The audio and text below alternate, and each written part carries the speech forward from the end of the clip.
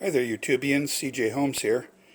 Well, I've had a lot of requests from some subscribers asking me to show them how I made my Titanic wreck dioramas.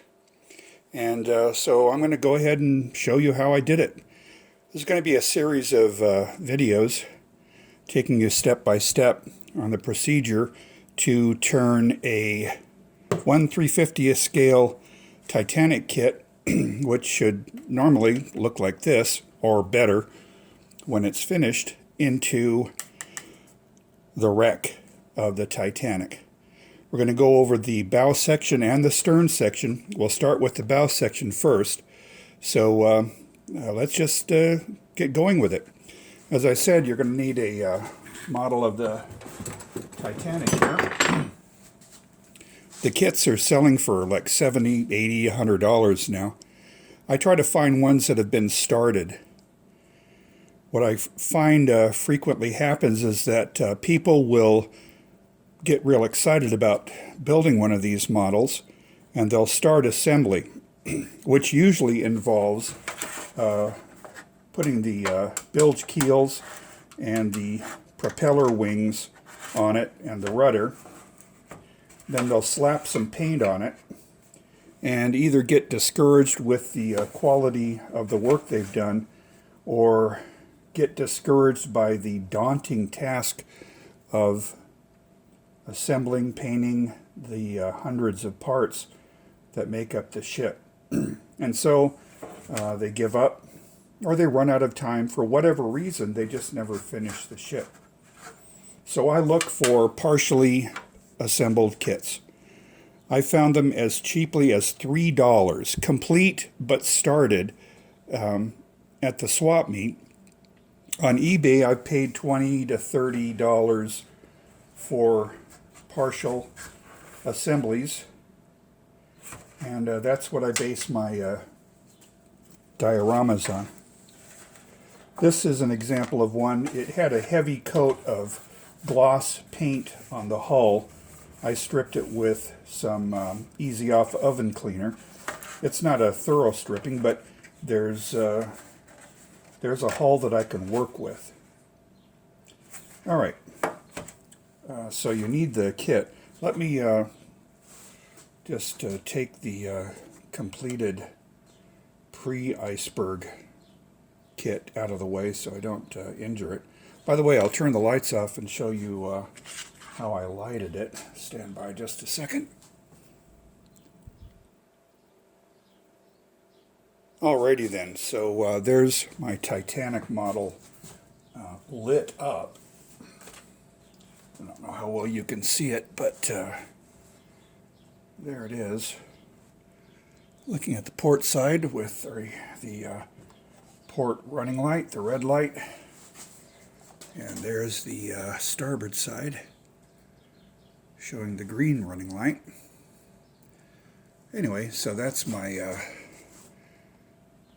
assembled Titanic kit.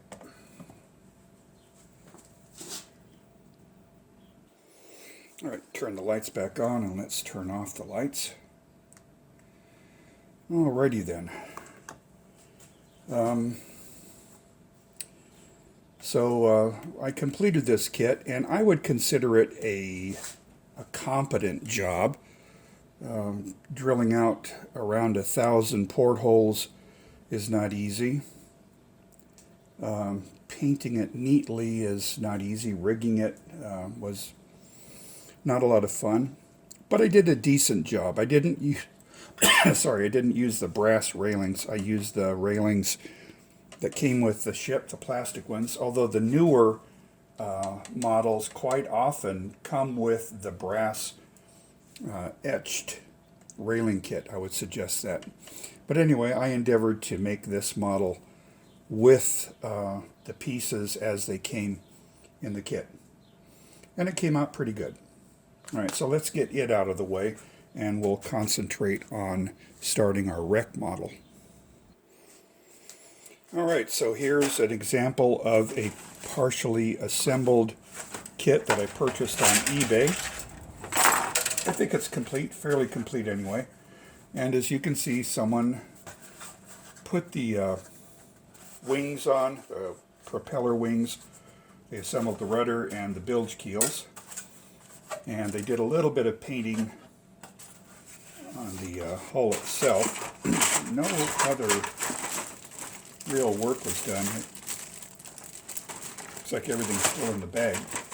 But anyway, this is an example of a kit that I purchased. I'll turn it into a wreck.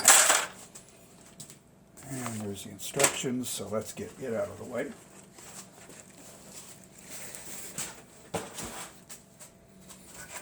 All right, what else are we going to need? We're going to need some research. Two books that I highly recommend are the Discovery of the Titanic by Dr. Robert Ballard. I have read this book over and over and over and over and over again. It's a great story. And it also has, beside a great story, magnificent paintings by Ken Marshall. These paintings are what I base most of my modeling on, is the work that he's done. And also this fantastic mosaic of the bow section. So yeah, I highly recommend The Discovery of the Titanic by Robert Ballard. You can see there's a wealth of information from the illustrations. And that's what we're going to base our modeling on. Another book that I recommend, Ken Marshall's Art of the Titanic. It has just an amazing series of paintings by this genius. I really am a big Ken Marshall fan. And great research tool. Look at this. Great paintings. So this is what I use as my primary source of information for building the wreck. So I highly recommend Ken Marshall's Art of Titanic and Robert Ballard's The Discovery of the Titanic. If you don't already have them, get them. They're worth the price. All right. This is just a photocopy I made of the photo mosaic to help guide me along in the construction of the ship.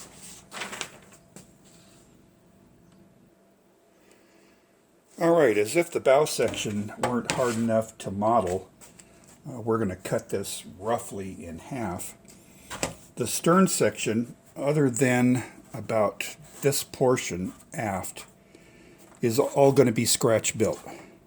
There's really nothing useful in here to build a realistic and fairly accurate stern section, although the the stern itself, the rudder, the wings, those will be used.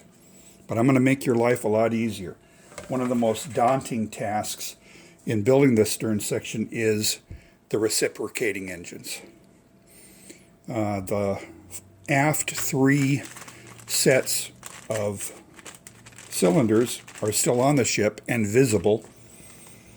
And a modeler may say, well, how can I build it? There are no models out there.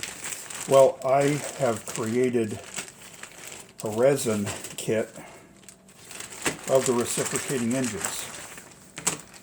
There's the base. There are the 5 boilers from boiler room number 1 that are strewn about the ocean floor.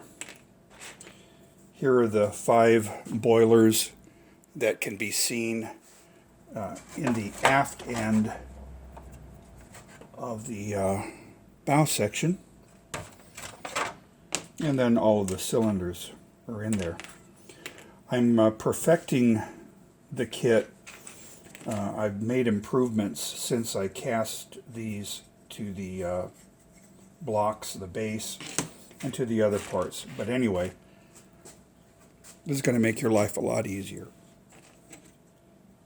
So keep in touch with me if you're interested in purchasing the set. Won't be very expensive, but as I said, I am improving some of the parts to make them more accurate. So there you go. There's this is probably, oh goodness, 100 hours or so of research alone in trying to get these done, and then making the masterpieces and casting those masters in silicone, and then pouring the resin castings. Takes a while, so you don't have to do that.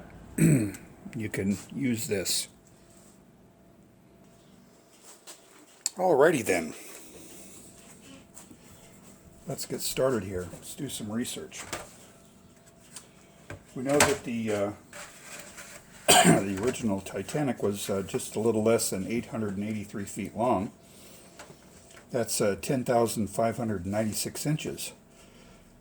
If you divide 10,596 by 350, you get 30.27 inches, or about 769 millimeters. And that's the length of the Academy Minicraft Titanic hull. The bow section is about 470 feet long. That's 5,640 inches. Divide that by 350 and you get 16.1 inches. So that's what we're going to do. We're going to take our bow and measure about 16 inches back, which is right here.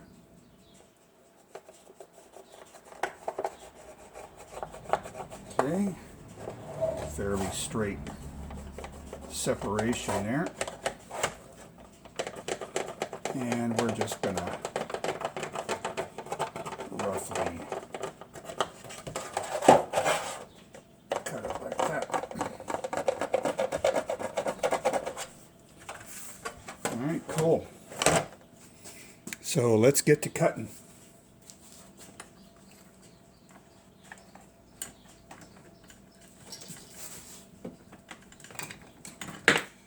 Alrighty, you might want to use a hobby knife, hobby saw. I'm going to use a little cut-off wheel here. Pardon the noise, it might get loud for a second or two.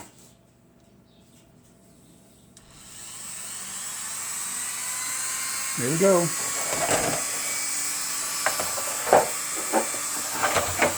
Make sure, measure twice, cut once.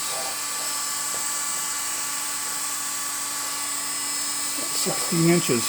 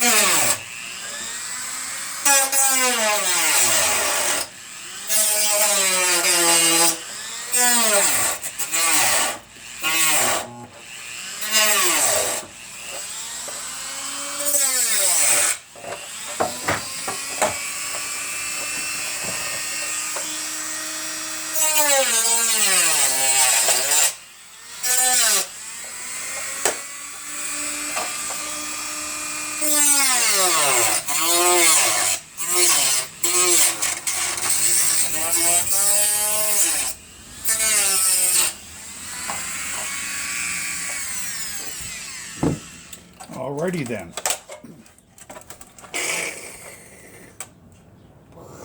Down it goes. Alright, so the stern section we're going to discard for now. Get it out of the way. And so this is what we're working with for the bow section. Just a little bit over 16 inches long.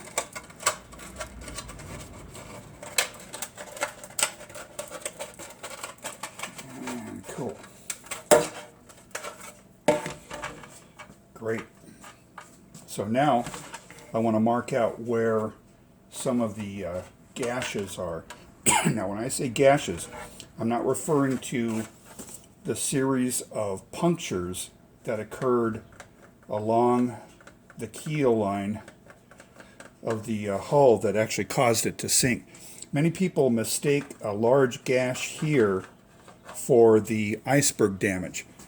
No, there's a large opening, a breaking here on the starboard side and also on the port side, and then there's another gash a little bit farther aft. Those occurred when the bow hit the seafloor at about 45 miles an hour, causing it to buckle and then slowly settle as it laid to rest. These fairly weak parts of the hull were basically just snapped. And so the section forward of the bridge is tilted down about 11 degrees. We're going to have to introduce that 11 degree tilt if we're going to make an accurate model. It's going to require us to heat this section of the hull very carefully and bend it forward by about 11 degrees. So let's see if we can get that done in this video. Okay, so I'm looking at Ken Marshall's art. We've got a crack here just aft of this door, and then a large separation here just in front of the bridge. So I've marked those on the model here and here, and then on the starboard side there's a gash separation that occurs horizontally and then also vertically. So let's get those cut.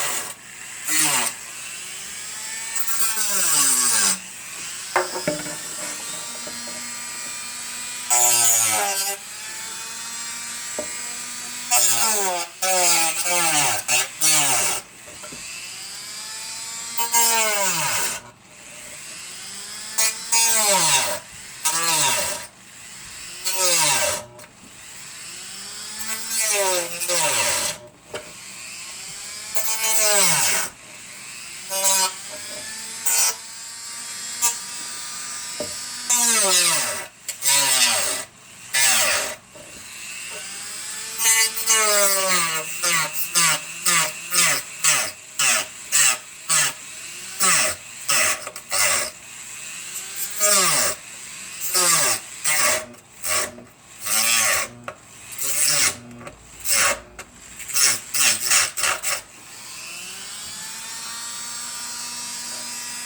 right, good.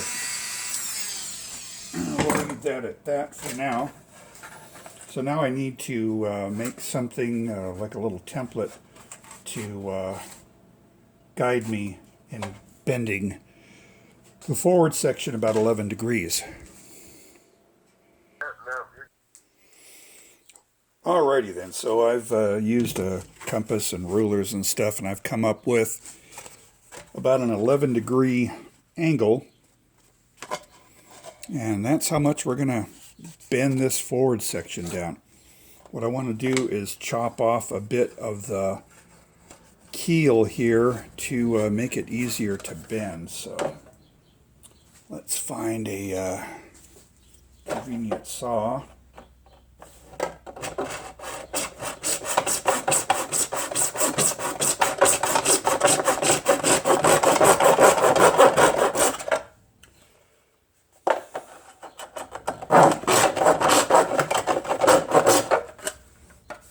Okay, I think we'll go out here. Might have to get a piece of wood to stabilize that with. Stand by.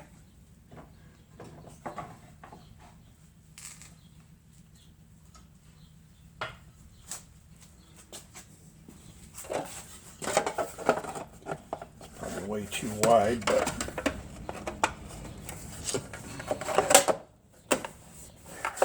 help.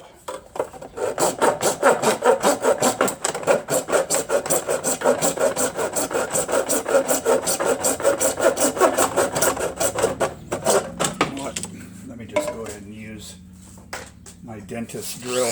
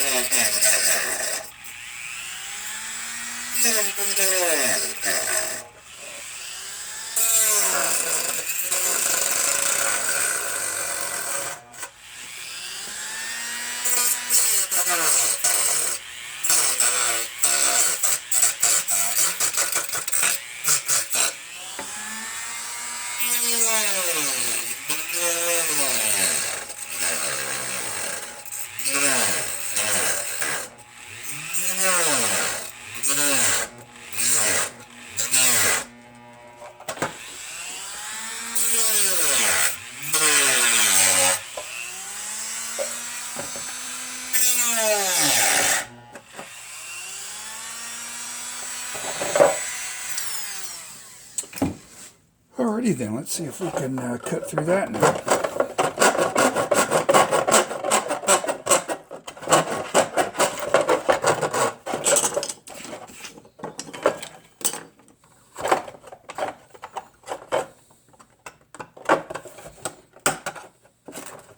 Awesome. Cool. Alrighty, so we've got a hole cut out there to make bending it a lot easier. So now I'm going to take a heat gun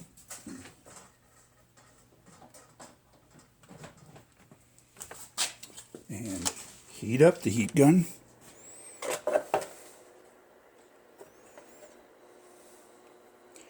See if we can get some bending going here. Got to be very careful. Styrene plastic will melt into a gooey mess if you're not careful.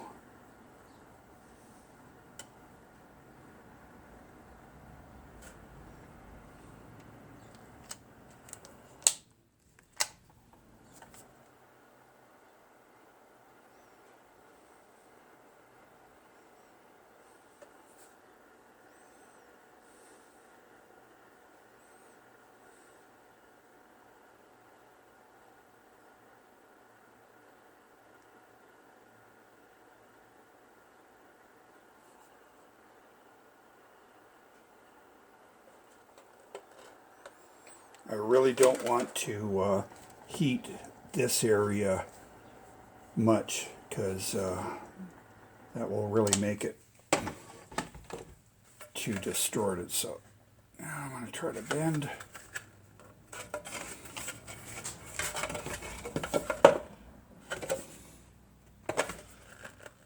Yeah, it's starting to go. I've already got a bit of a bend going. I do want to have a block of wood handy to help form the plastic.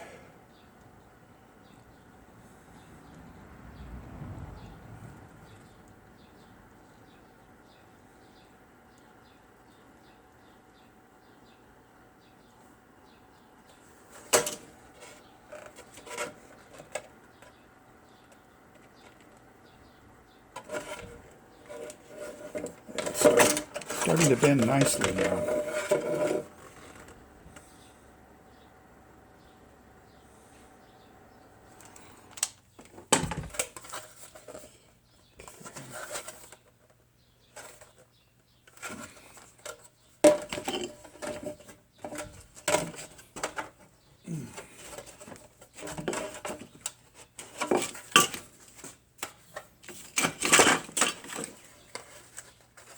Got a ways to go yet.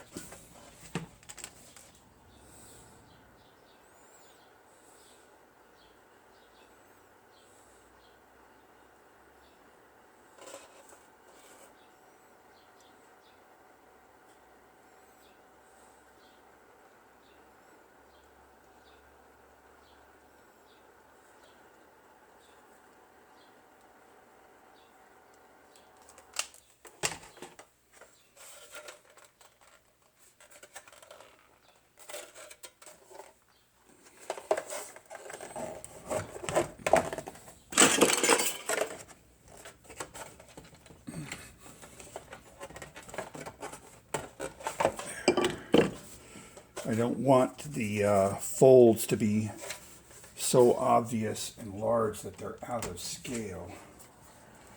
But as you can see, we're getting a nice bend to the hull. I think this is going to work out good.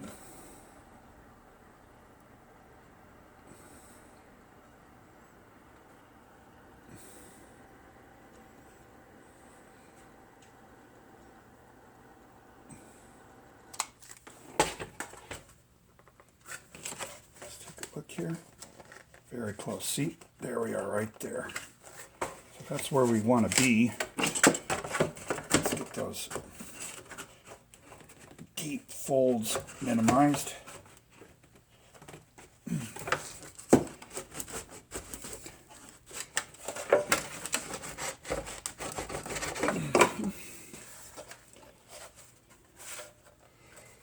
That's not too bad. Okay, let's take a look at our angle.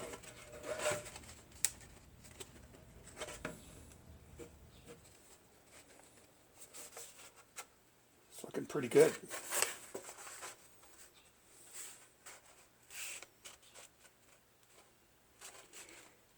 Okay, I'm pretty happy with that. I do want to flatten this out some. Let me turn this off, get this out of the way. There.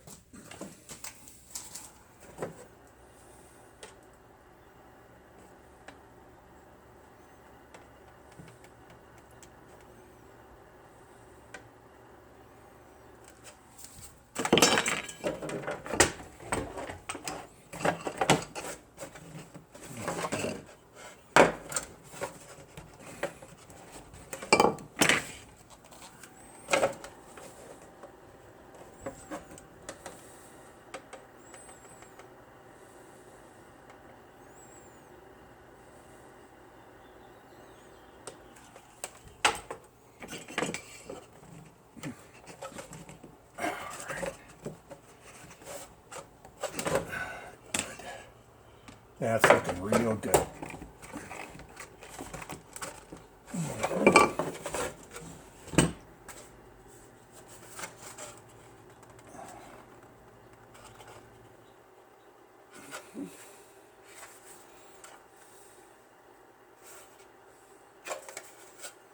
Okay, let me do the same on the port side here.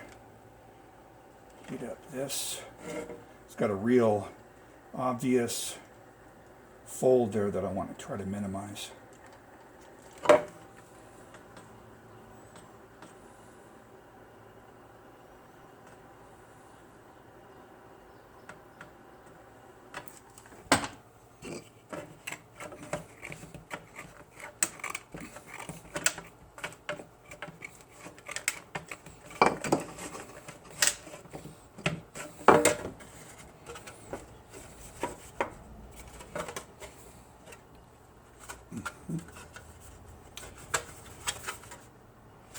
All right, great. I'm real happy with that. All right, so we have major damage as the ship crashed into the bottom of the sea, causing it to buckle forward. Look at the angle. I'm happy with it.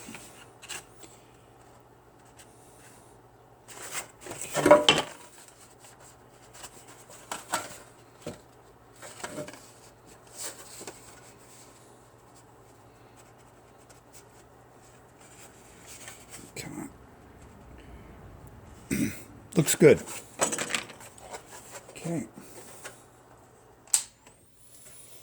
So now the hull is buckled and it's narrowed a lot here, but that's okay because when I put the decks in, they're going to move the hull out to proper shape. But now I could leave it like this and create a seabed that just covers it like that.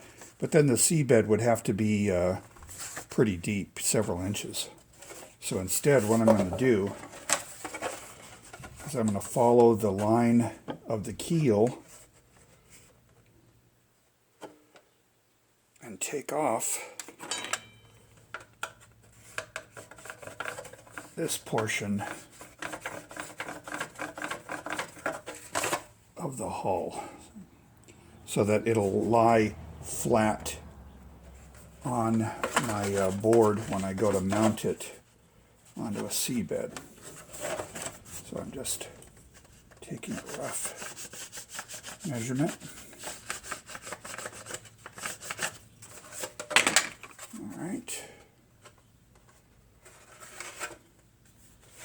And what I'm going to do is I'm going to take it over to my grinder, my belt sander there, and just start sanding it down. So I won't bore you with that. I'll just start sanding and bring it back to the camera when I'm done with it. Be back in a second. I think I am going to show you a bit of the sanding procedure. I've already got it Titanic. sanded a bit. So let me walk over there and start the sanding.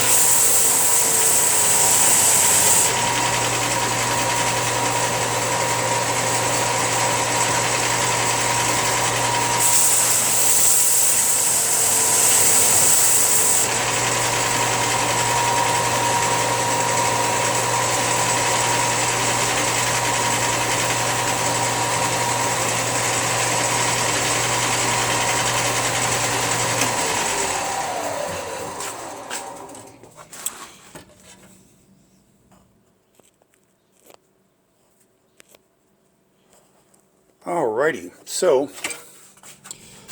I now have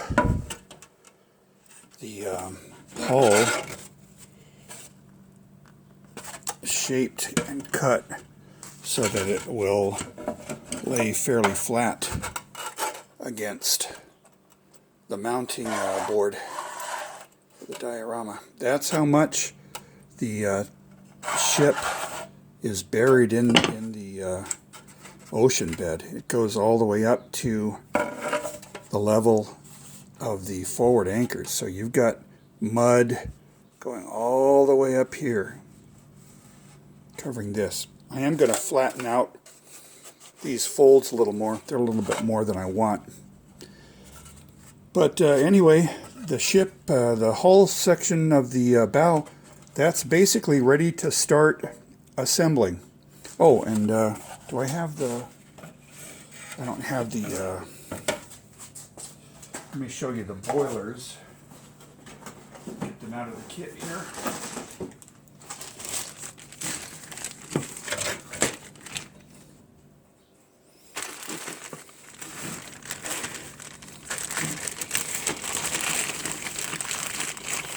I think this is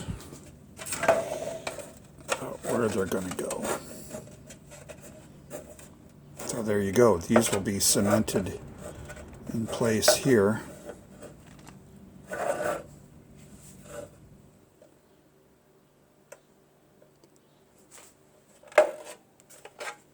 Alright, so this is end of part 1, how to build a 1/350th scale Titanic wreck diorama. Hope you found it interesting. Have a nice day.